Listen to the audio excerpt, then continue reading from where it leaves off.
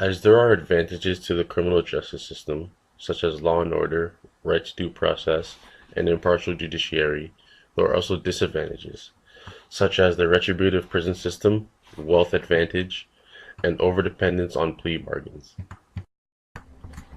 Prior to the 1970s, rehabilitation was the main goal inside U.S. prisons.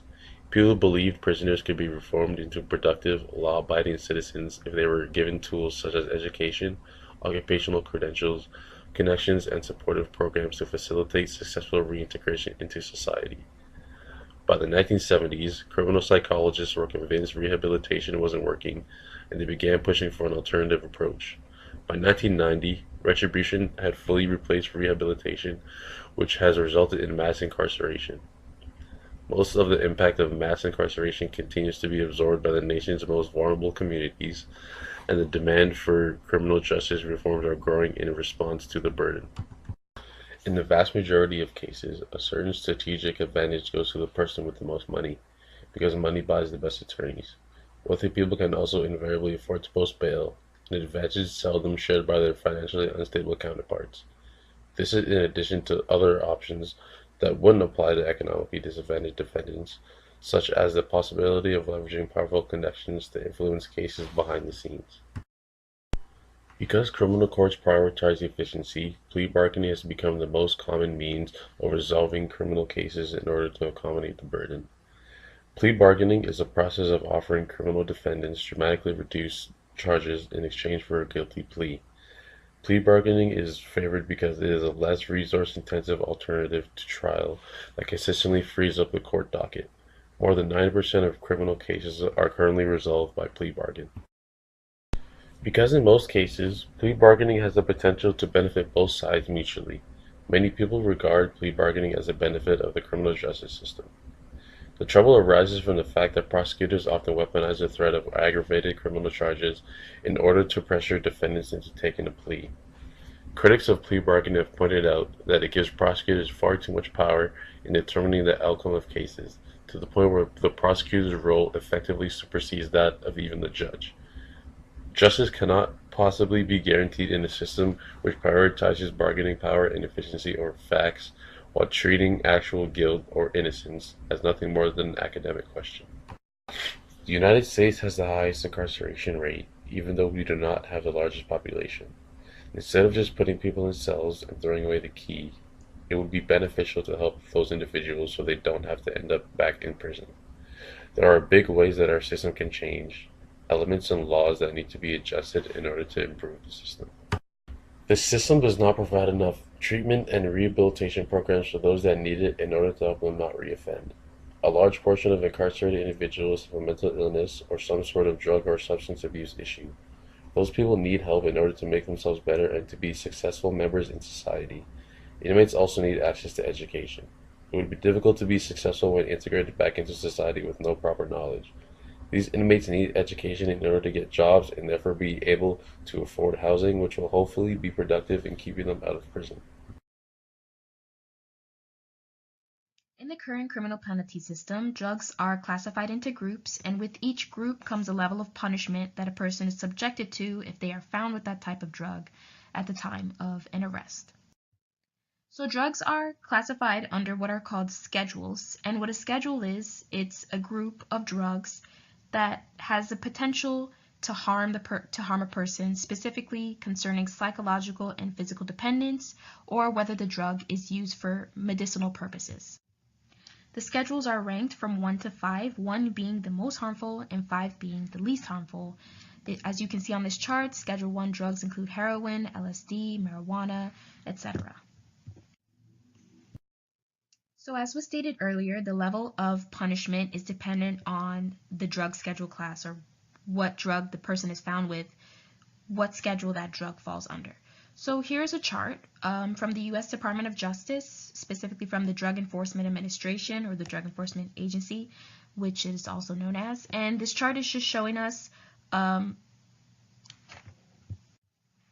drug schedule, the quantity a person can be found with concerning the type of drug, and what happens if it's just a person's first offense, the second offense.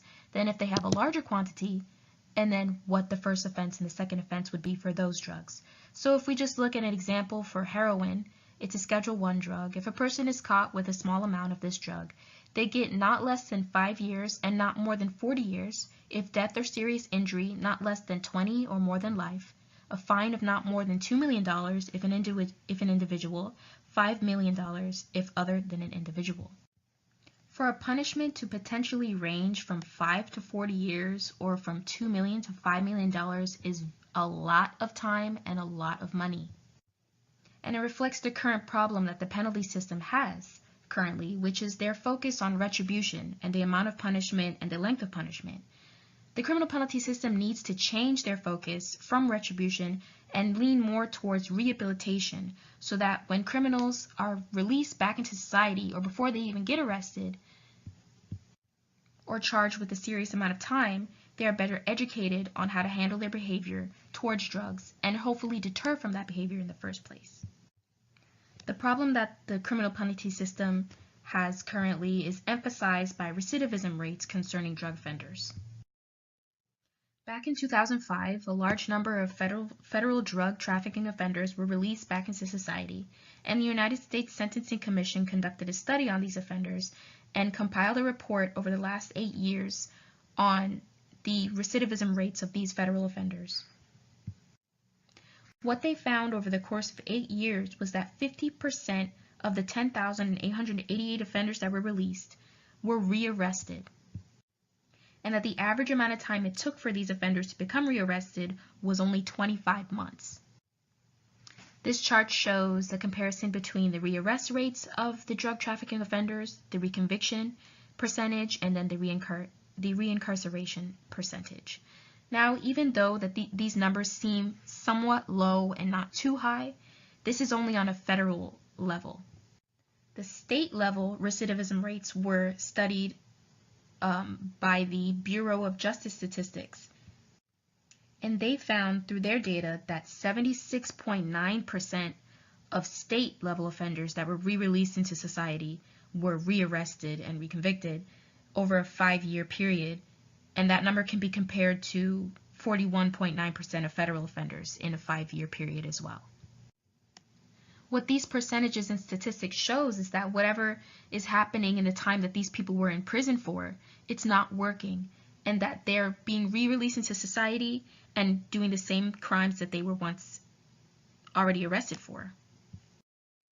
Another important piece of data that the Sentencing Commission found was that crack cocaine offenders had the highest recidivism rate out of all of the drug offenders that were released and rearrested back into prison.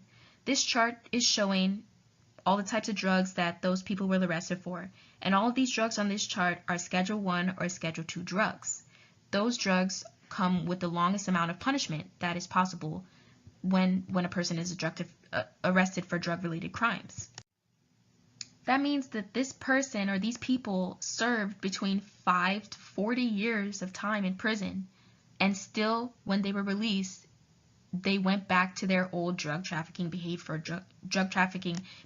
drug offending behavior, and were rearrested for Schedule I and Schedule II type drugs, which are the worst type of drugs to be arrested for because the punishment is longer and harsher. If the criminal penalty system were to change and lean more towards rehabilitation and education for prisoners so that they have a better understanding of what they did was wrong and why they shouldn't do it again, less people would be rearrested and less problems would be apparent with drug-related issues. Over time, a lot of research has been conducted on what is contributing to the worsening of behavior when prisoners are sent to prison, and why they continue to show this behavior once they are released. So, a journal article from the American Psychological Association states that researchers demonstrated the power of the prison environment to shape behavior, often to the detriment of both prisoners and prison workers. So what this research is showing is that the prison environment itself is detrimental to the psychological behavior of the prisoners, and that the longer they are kept in prison and surrounded by that environment and those factors, the worse their behavior becomes over time. So this relates directly back to the level of punishment that people are given when they're arrested for Schedule 1, Schedule 2 type drugs is that when they're in there for this long amount of time, 5 to 40 years, their behavior is just continuing to worsen. And it's only going to be inevitable that once they're released, they're going to go back to this deviant behavior because they don't know any better. The Stanford Prison Experiment is a prime example of how this is a true situation that occurs in prisons, is because healthy individuals were chosen to participate in this experiment to simulate what it's like to be in a prison environment. And the experiment couldn't even be concluded. It wasn't even able to be finished because the people's psychological health was so tormented that things just got so out of hand that they had to stop the experiment so that no one would be seriously injured. These factors and these examples show why the criminal penalty system concerning drugs needs to change and needs to change their focus from retribution to rehabilitation so that people can get the help that they need. Benefits of changing the criminal penalty system. In this day and age, it's not uncommon for nonviolent drug crimes to have the same punishment as murder. People's lives have been negatively affected by the slightest amount of marijuana. If we were to change the legal system, we would have fewer people in prison. Another benefit of changing the criminal penalty system is saving the country money. Right now, the country spends around $5.4 billion on prisoners. If we were to change the criminal penalty system, then we would save so much money considering each prisoner is worth about $30,000 to hold. Many people go to prison due to drug use. What most people don't realize is that inmates do not get the proper treatment they need while they are there. If the criminal penalty system did change, the prisoners could get the right treatment. Addiction is not a light switch. You can't just turn it on and off. If we were to change, the prisoners would learn to control their addiction and lead normal lives after prison.